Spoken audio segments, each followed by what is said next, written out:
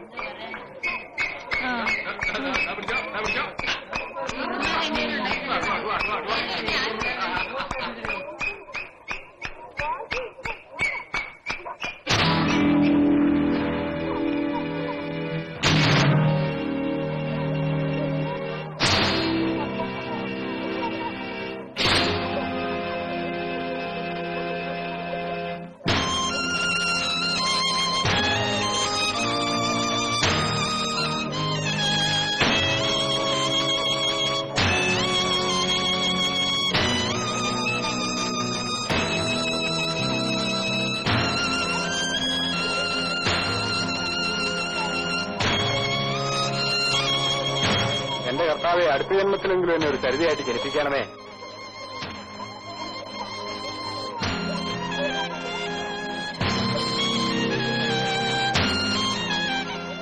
James, നിങ്ങൾ ജയിച്ചിരിക്കുന്നു. ഒരിക്കലും ജയിക്കാനാവാത്ത വിധം ഞാൻ തോറ്റു.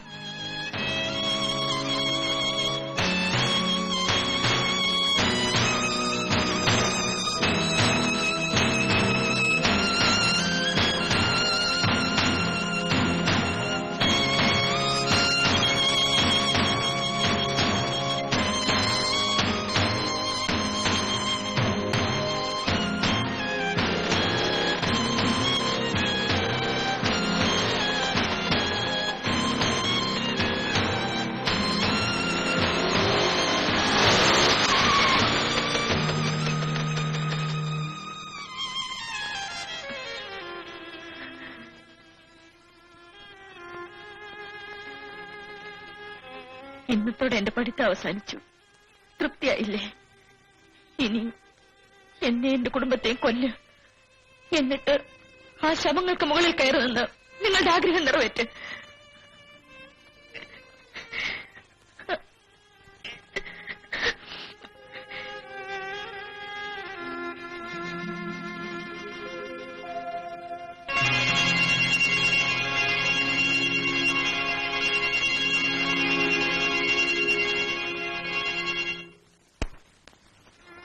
തന്റെ കിടപ്പറ പങ്കിട്ട എത്രയോ പെൺകുട്ടികൾ.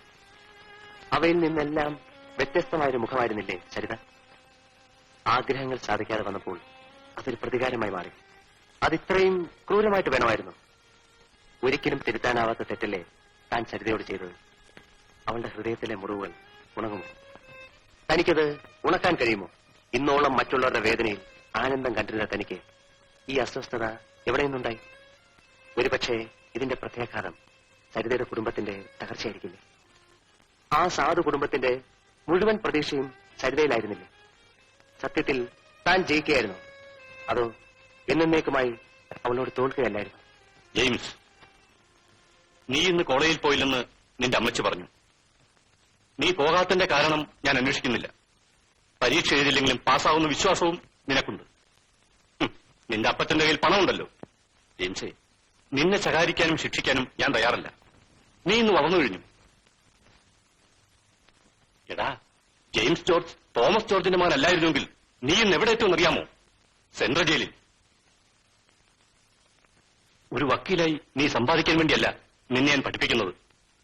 തോമസ് ജോർജിന്റെ മകൻ ഒരു വക്കീലാണെന്ന് പറയാനുള്ള ആഗ്രഹം മാത്രം. നിനക്ക് ജീവിക്കാനുള്ള പണം ഞാൻ സമ്പാദിച്ചിട്ടുണ്ട്. അത് അനുഭവിക്കാനുള്ള യോഗം കൂടി നിനക്കുണ്ടായിരിക്കണം. വന്ന് കേറിയ ഉടനെ അവനെ വഴക്ക് പറയാൻ തുടങ്ങിയോ? തല്ലി വളർത്തേണ്ട പ്രായം കഴിഞ്ഞില്ലേ? അവന് തീരെ സുഖമില്ല, അതാ ഇങ്ങനെ ഇരിക്കുന്നത്. സുഖക്കേണ്ട കാരണം എന്താ അന്വേഷിക്കാതിരുന്നത്? മോനെ, നീ ഒന്നും എല്ലാം കഴിക്കും. വാ. ഉരുട്ടി വായി വെച്ചു കൊടുക്ക്. നീയാണ് ഇവനെ ഇവിടം വരെ കൊണ്ട് എത്തിച്ചത്. കുഞ്ഞുങ്ങൾക്ക് കളിപ്പാട്ടം വാങ്ങി കൊടുക്കാറുണ്ട്. നീ ഇവന് കളിക്കാൻ കൊടുത്തിരുന്നത് 100 രൂപ നോട്ടുകളാണ്. എനിക്കിനി ഒന്നേ പറയാനുള്ളൂ, ഞങ്ങൾ ഭരിക്കുന്നതിന് മുമ്പ് നിന്നെ ആരും തല്ലിക്കൊല്ലരുത്.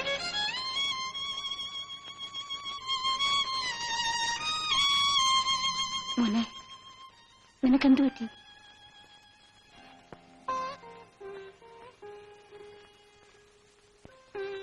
നീ എന്തോ ഒന്നും മിണ്ടാത്തത്? എടി പിന്നെ കാര്യം പറയാൻ. ഞാൻ ഇനി കോളേജിൽ പോകുന്നില്ല. അതെന്തുകൊണ്ടാണെന്നാ ചോദിച്ചത്. എനിക്കിനി പഠിക്കണ്ട. ചേച്ചിയേക്കാൾ വലിയ അനിയത്തിയായല്ലോ, ഇനി ഉപദേശിക്കാൻ കഴിയൂ. സരിതേ, ഞാൻ എന്തായി കേൾക്കുന്നത്? സത്യമാണോ? എടി, സത്യമാണോന്ന്? എന്താ അമ്മേ? എന്താടി ഒന്നും മിണ്ടാത്തത്? നിന്നെ നാം ഇറങ്ങിപ്പോയോ? അമ്മ കാര്യം പറ. ഇവളെ ഇന്ന് ഞാൻ കൊല്ലും. അമ്മേ, അമ്മേ, മാറി. എടി, കണ്ട ക്രിസ്ത്യാനി പിള്ളേരുടെ കൂടെ കെട്ടി നടക്കാനാണ് ഞങ്ങൾ കഷ്ടപ്പെടുന്നത്. പോയി കാണടി. ഇങ്ങനെ ഒരെണ്ണം ജീവനോടെ ഇരിക്കുന്നതിനേക്കാളും നല്ലതാണ്. മരുന്നതൊക്കെ അനുഭവിക്കാനല്ലാതെ പിന്നെ എന്ത് ചെയ്യാനാ?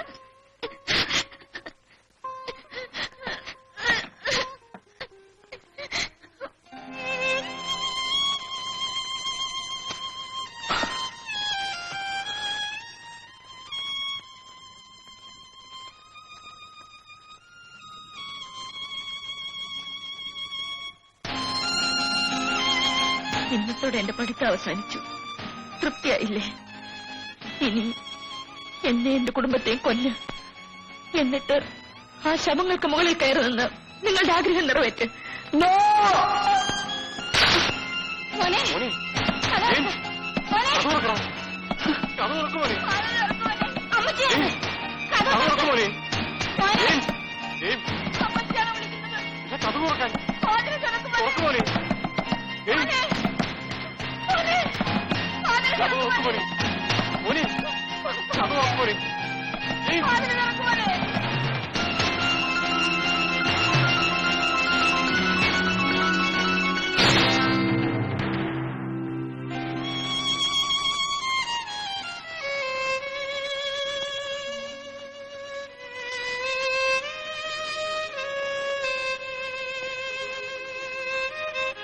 മോൻ ഇച്ചിരി കുടിക്കേ.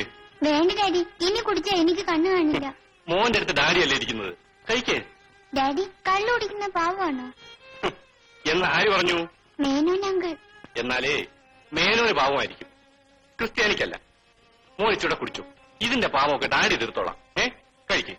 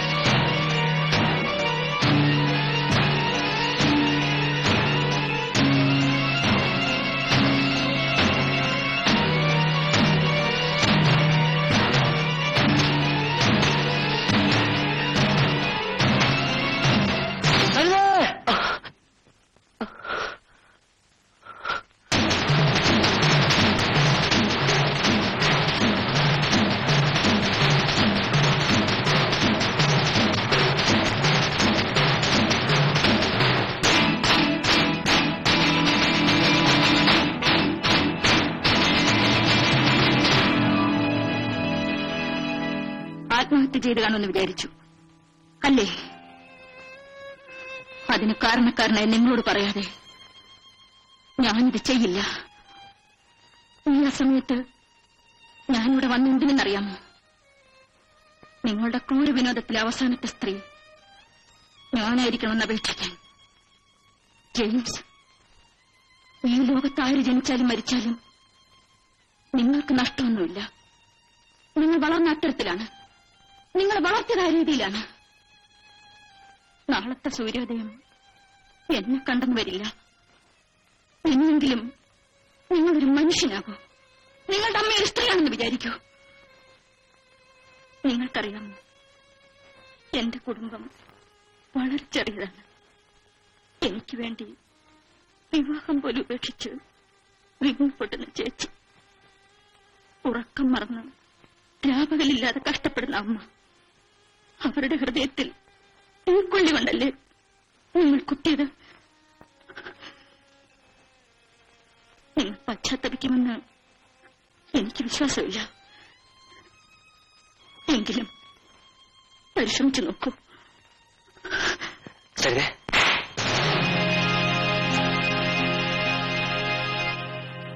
അല്പം വൈകിപ്പോയെന്ന് തോന്നുന്നു. ഞാനിത് നേരത്തെ ചെയ്തിരുന്നെങ്കിൽ എന്റെ എന്ന് പറയാൻ എനിക്കൊരു മകനുണ്ടാകുമായിരുന്നു. മോളെ, ഞങ്ങളെ വിചാരിച്ചെങ്കിലും നീ അവനോട് ക്ഷമിക്കും. എടാ, ഇവളുടെ കാൽ ചുവട്ടിലെ മണ്ണിന്റെ വില പോലും ഇല്ലാത്തതാണ് നീ. ചോദിക്ക്, ഇവളുടെ കാലൊഴിച്ച് മാപ്പി ചോദിക്ക്. സരിതേ, ഞാൻ ഒന്നും പറയണ്ട. ഇനിയുള്ള നിങ്ങളുടെ താണ്ഡവം എന്റെ ശവത്തിലാവട്ടെ. എന്റെ ശവത്തിന്മേൽ നിങ്ങൾ പോസ്റ്റർ ഒട്ടിക്കൂ.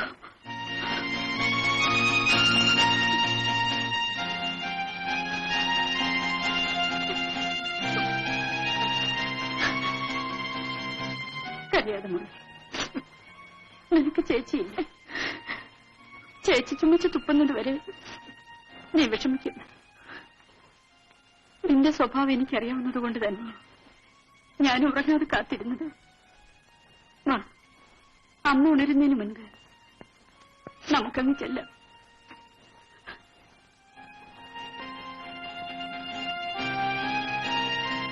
സാറേ, അടുത്ത ജന്മത്തിലെങ്കിലും ഇതുപോലുള്ള മക്കൾ ഉണ്ടാകാതിരിക്കാൻ പ്രാർത്ഥിക്കൂ. അഥവാ ഉണ്ടായാൽ ആ നിമിഷം തന്നെ കഴുത്ത് നിരിച്ച് കൊന്നുകളയണം.